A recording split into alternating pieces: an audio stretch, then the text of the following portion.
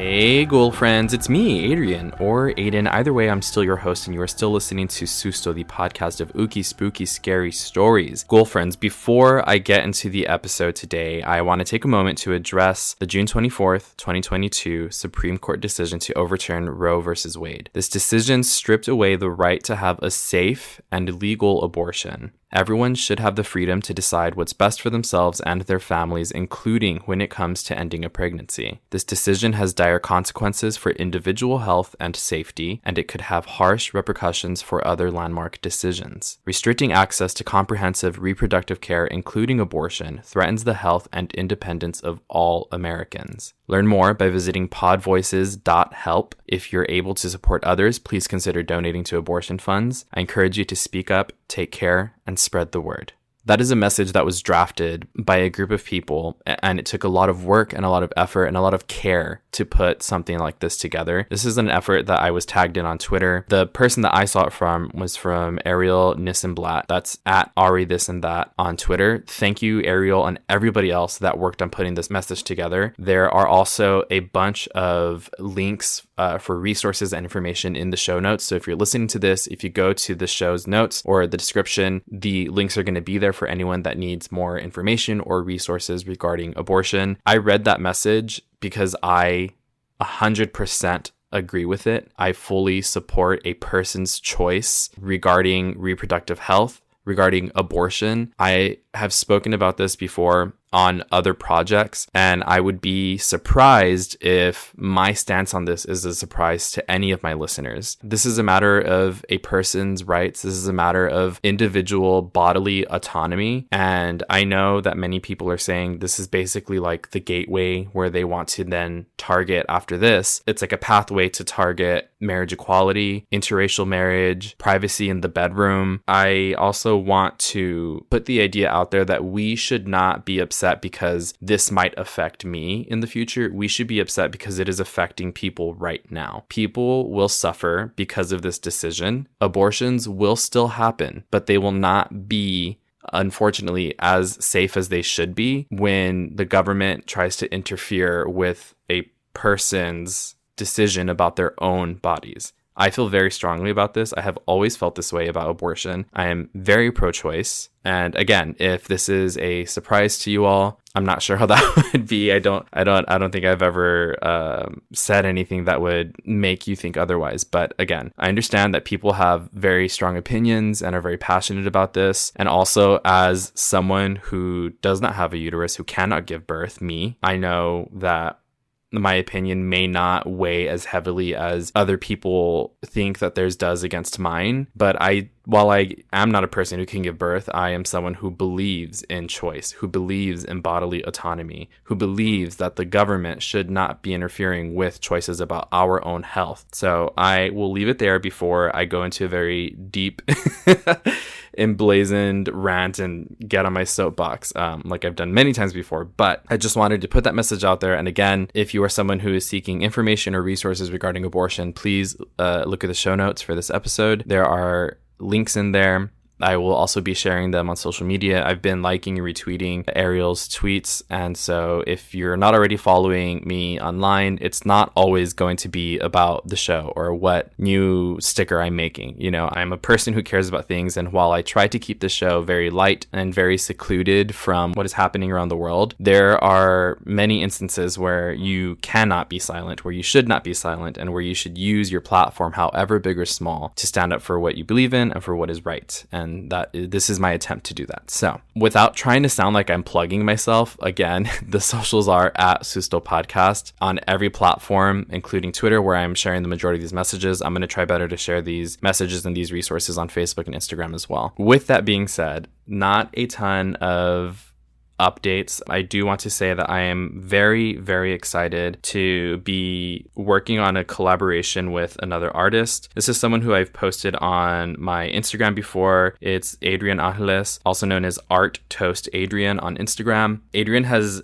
done artwork about the Bishtaco story. So if you haven't checked out their work, please go follow them on Instagram. They're an amazing artist and an amazing designer. And most recently, they posted posted artwork that they were inspired to do after listening to the episode about La Mano Peluda. And it turned out really great, and I love it so much that I actually asked Adrian if they would be willing to collaborate with me on either a print design or a sticker. So I'm working on the logistics in my craft space about what exactly I want to make and how that's going to work. But you can, of course, like I said, follow the socials for updates about that. And I'll also be sharing the reel that he posted on Instagram so that you all can see his artwork, because it is amazing. I'm truly like mind blown at so many people's talents, and very grateful that people listen to the podcast and take any ounce, any like iota of inspiration from it. Those are pretty much the only updates for the show. If you have any of your own stories that you want me to share on the show, whether it's reading them on the show, on the socials, if it's a picture, video, audio, whatever kind of recording you want to submit, please do so, and I will find a way to share that. You can get that to me as a DM on socials. You can also leave it in a 5-star review, or you can email me to sustopodcast@gmail.com. Truly appreciate it. Truly appreciate all of you. So finally, without taking too much more of your time, we're going to go ahead and dive into today's episode, which is the story of the ghost nun of the Durango Cathedral.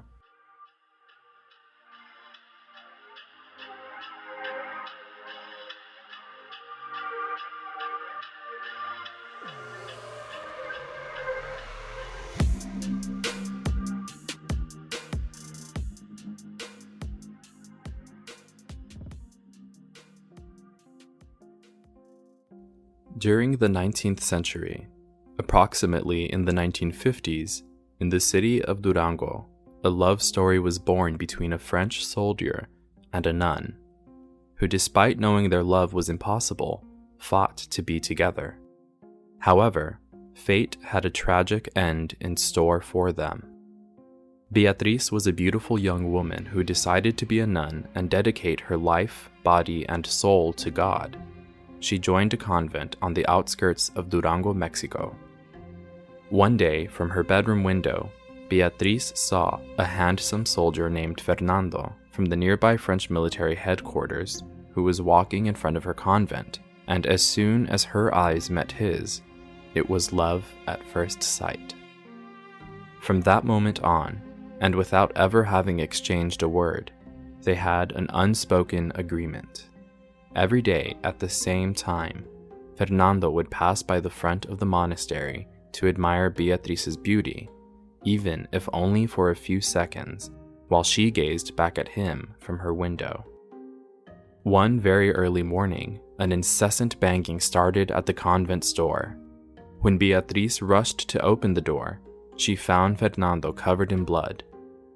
The soldier with whom she was deeply enamored with was injured in an ambush and at death's door. She gave him lodging and treated his wounds with great delicacy, but she feared that if he went out into the streets again, he would not survive. So she hid him in her room for a few days while he regained his strength. During that time, the two quickly fell madly in love, to such an extent that Beatriz was willing to leave everything for him, and him for her. But it was not time yet. Their love had to be kept secret until resolution was found between their countries.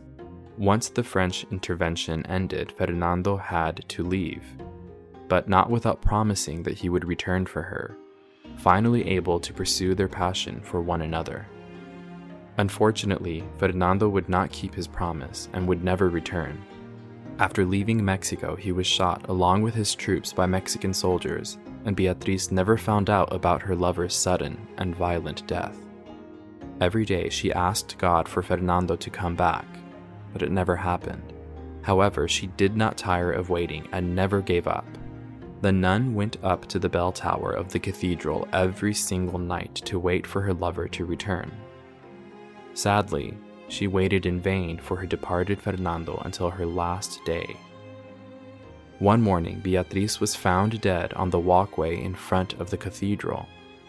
Several bronze plaques commemorate Beatriz's story, including one located in the spot where you can see the enigmatic figure that once caused terror among locals.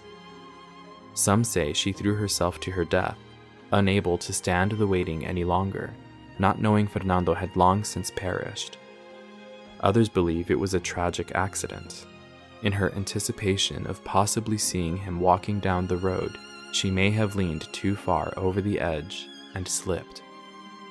Regardless of how poor Beatrice's life ended, legend has it that her soul still wanders the cathedral, and at night you can see the silhouette of a nun dressed in white, who from the bell tower looks towards the horizon, waiting to meet her love once more.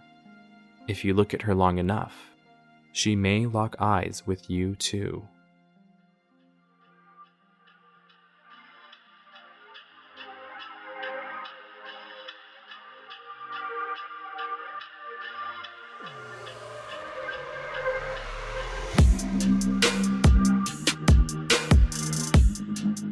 Okay, so in researching this story, well, first I want to say I pieced together bits and pieces from different links. So one of them is from descubro.mexico, another one's from express.adobe.com, and the last one is from atlasobscura.com. You can find all the direct links in the Susto Google Docs. If you're a patron, that's patreon.com/Susto podcast. But in looking through the research of this, well, first of all, it was a very short story.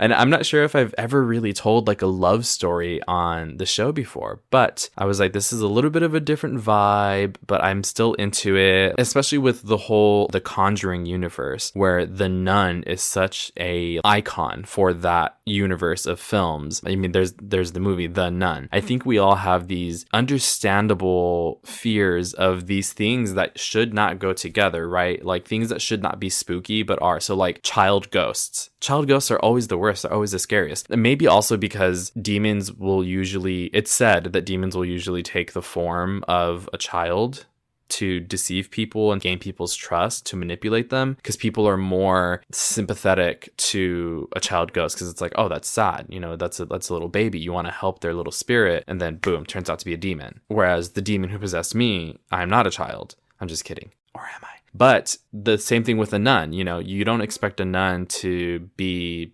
spooky or scary, and that I think there's also something to be said about what we believe is spooky or scary. Some people are not scared of ghosts or spirits because not all entities are evil or demonic, but still I think the majority of everyone's reactions, including mine to be honest, would be to be fearful if I saw a spirit or a ghost. Again, it's that not dissonance, but it's, I don't know, like those things shouldn't go together because it's something that should be trusted or revered like a child or a nun, paired with something that maybe you cannot trust or should not trust, like a ghost or a demon, because you also don't know what kind of entity you're coming across if you were to see something like that. If you were to see a ghost or a spirit, you don't know what their intentions are. You don't know if they're good or bad, if they're mean or nice. I think we just have this inherent fear of these things that maybe should not pair together, which makes me think, okay, so people, what other kinds of people would we not necessarily think of as being scary, would be scary as a ghost? Children, nuns, I don't know. I just honestly, I can't think of one right now. But if you have one, leave it in the comments of the social posts about this episode. Like, what would be your two pairings? This is another one that there's not a ton of context. And I like that. It's a very quick spitfire ghost story. Like, you just say it, it can be spooky, and then you're done. There's no, like, big introspection to it. I'm really interested, though, to know more about unrequited loves and, like, these forbidden romances. Because this is a very good example of one, of a French soldier and a Mexican nun, and their cultures are at war with each other, but they found love in a hopeless place, like Rihanna once said. I don't know, this is something that I might look more into, because I mean there's many stories that are like this, right? Where are the spooky versions of this? Romeo and Juliet, pretty dark. Spoiler alert, but not really if you don't know how it ends. But they die at the end, right? Okay, here's what I want actually. I want like a follow-up either, and someone tell me if this exists. I'm going to look it up once I'm done with this too, but someone tell me if this exists. I want like a sequel, but from the point of Romeo and Juliet's souls, their spirits wandering the earth, because they meet all the criteria to be like a poltergeist, right? They're disturbed spirits. They both had a really hard life. They both had a tragic end, and they both had unfinished business. They leave this realm without pursuing their love and their relationship. I want a part 2. Maybe something funny where they like haunt their families as revenge. Oh, that would be so good. Oh my God, my mind, I'm a genius. All right. If this does exist already, then I'm not a genius, but I would definitely love to hear about it, whether it's like a book or a comic or a movie, anything. I think that'd be fun. That'd be cute.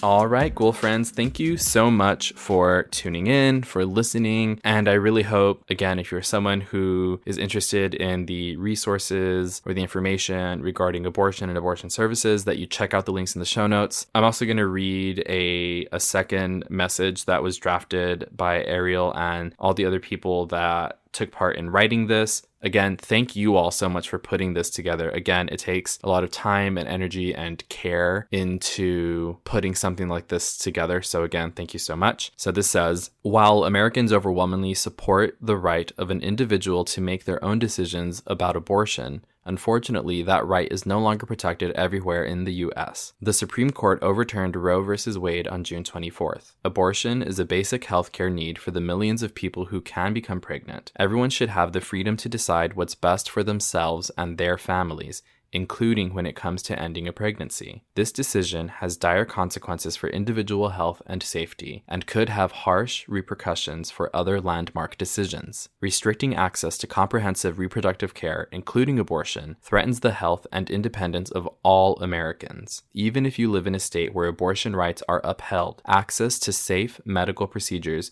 shouldn't be determined by location, and it shouldn't be the privilege of a small few. You can help by donating to local abortion funds. To find out where to donate for each state, visit donationsforabortion.com. And that's the number 4 in the link. Donations, the number 4, abortion.com. If you or someone you know needs help, or if you want to get more involved, here are 5 resources. 1. Shout Your Abortion is a campaign to normalize abortion. 2. Don't Ban Equality is a campaign for companies to take a stand against abortion restrictions. 3. Abortion.cafe has information about where to find clinics. 4. PlanCpills.org provides early at-home abortion pills that you can keep in your medicine cabinet. And 5. Choice.crd.co has a collection of these resources and more. You can also find links to all of these resources at podvoices.help. Once more, I encourage you to speak up, take care, and spread the word. Thank you all for listening. I will talk to you next time. Until then, #LoveIsLove. Bye.